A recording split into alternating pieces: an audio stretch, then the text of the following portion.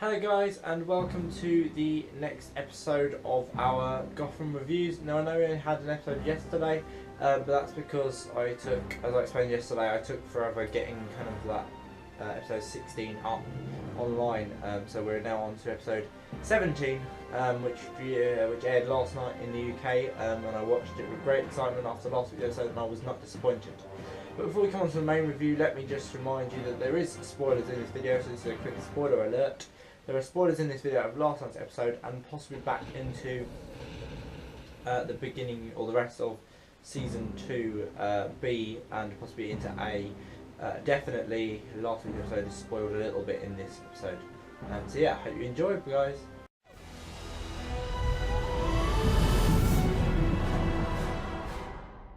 Okay then, so this week's episode was Season 2 episode 17, and it was entitled Into the Woods. Now, if you're a musicals fan like me, you probably went into this episode singing the title in your head. If you know the musical Into the Woods, you'll know what I mean.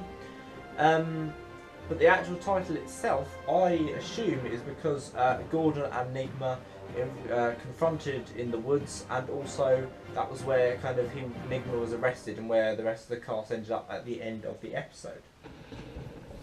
Now, my 5 words or under this week are less rushed, more development, which just kind of sums up the whole episode really in my eyes. It was definitely a lot less rushed than last week, and also there was more development than we saw last week. I mean, we saw a lot of development last week, but we saw more this week, which I really liked.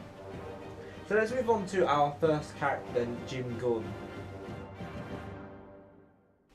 Now, I loved his storyline this week, much as I did last week, trying to find out who framed him by taking the tape of the IA call was really quite good. I thought the storyline, they carried it really well, they made it really good, it was exciting. And the fact that when you realised that Nigma framed him, I thought the acting by Ben McKenzie, who plays Jim Gordon, was just amazing. I thought, I never really, I like him as an actor, but I just thought he was always a little bit dry in places, whereas this week I felt he really came into his own. The fact that he was knocked out and then he ran from Nigma, I thought it was really exciting. It was really high energy. There was no kind of, I didn't really expect it to happen, and that's what was good about that scene. I thought it was really good.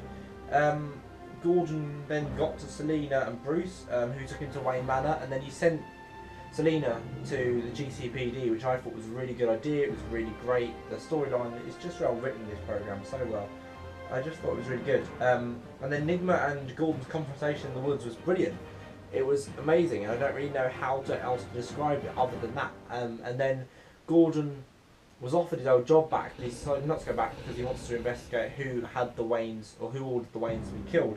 So that means we're going to be opening back up that case again for the 3rd time in the series' history, which is good. We want to find out who killed the Waynes. Although we know who killed him, but we want to know why. So, Harvey Bullock, there's a continued high presence, which is good.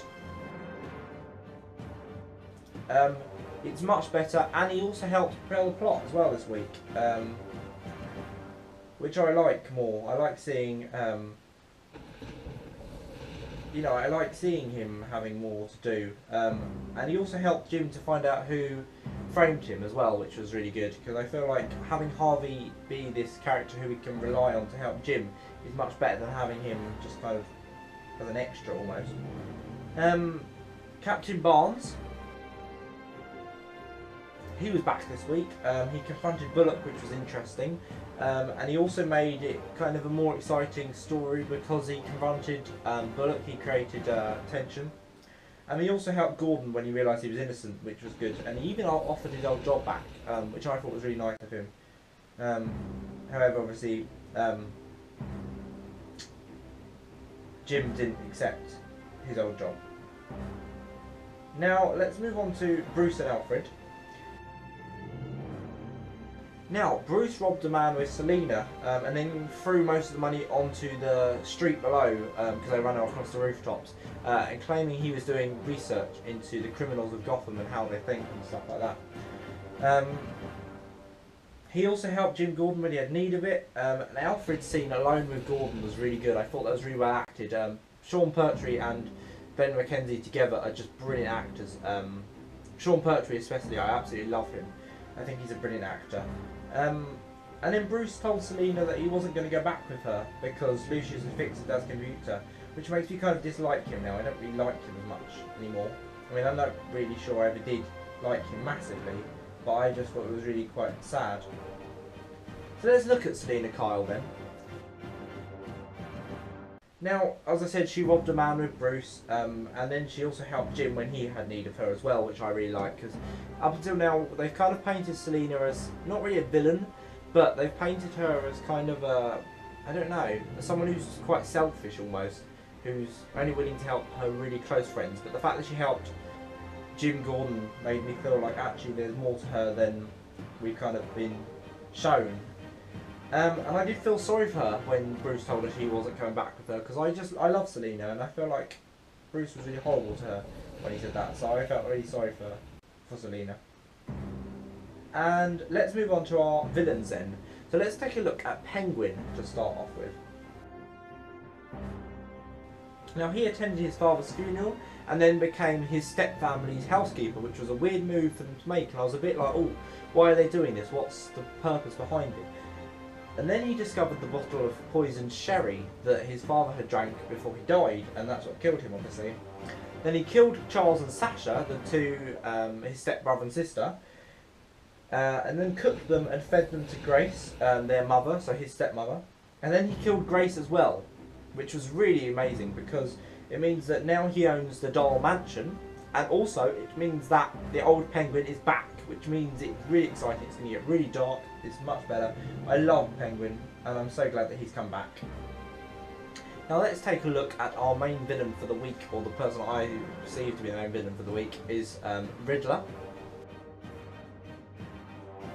Now what an episode for him. I mean, blimey, he reacted so badly to Gordon killing the culprit who recorded the voice on the tape as a psycho, which he shouldn't have done really, because he gave himself away essentially, and then when he shot Gordon and then shot him, I thought it was vicious, but amazingly I felt that it was so exciting at the same time. I thought it was great that he done it because it meant that we saw a different side of Enigma that we hadn't really got a chance to, so we got to see his violent side again, which is much better.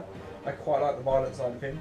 Now the Enigma / Riddler scene again was really good in the mirror when he was talking to himself as Riddler and then as Enigma, because I thought we'd seen the last of those, and I'm so glad we haven't because I really liked them. I think Corey Michael Smith performs them brilliantly.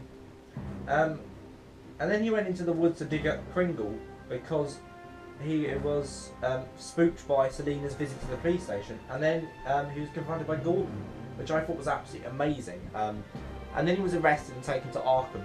So I want to know what's going to happen next. Will we see him in Arkham next week or not? I don't know. Hopefully. Because I like seeing Arkham. I don't know why. I must be one of the only people that actually like Arkham Asylum. I love seeing Arkham. I don't know why. Let's take a look at Hugo Strange, because he was back again this week.